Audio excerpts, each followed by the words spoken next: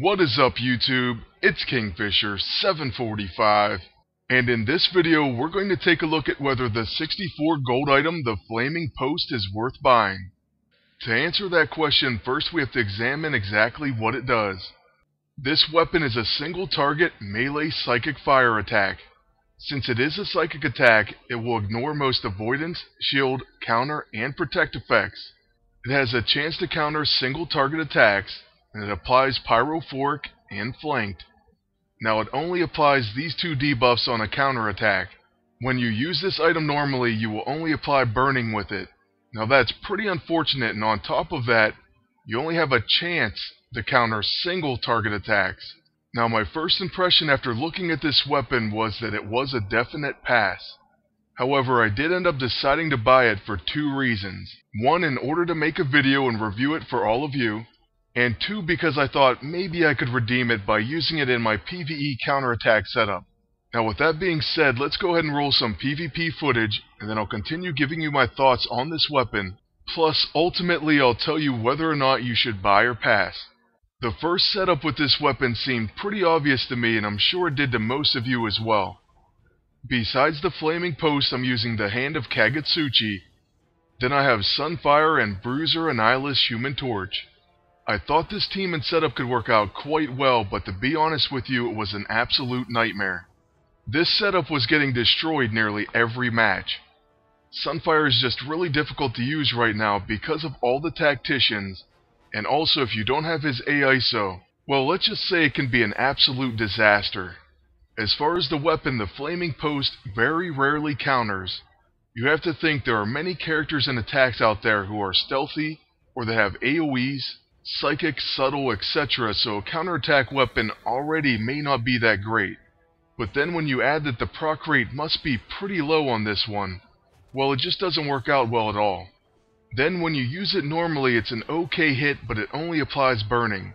Then even as far as the burning goes, there are many characters who are immune, or they may have the Mystic Shroud, so it takes a while to set it up, and really I don't think this is even worth it outside of being a gimmick weapon. Like, maybe you want to toy around with these characters in a burning type of setup. However, it definitely isn't that viable, and it's really not worth it as far as a true PvP setup.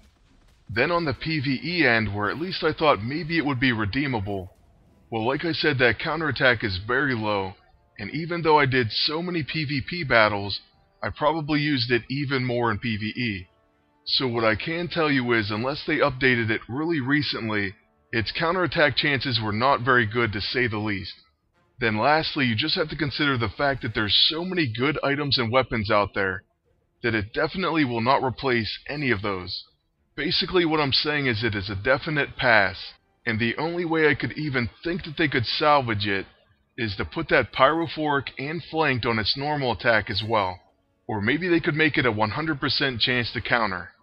As it stands, I regret buying it even for PvE. By the way, you just saw one of its rare counters, and yes, Rocket Raccoon did follow it up. So there you see Flanked and Pyrophoric. Also, this team up is much better than the first.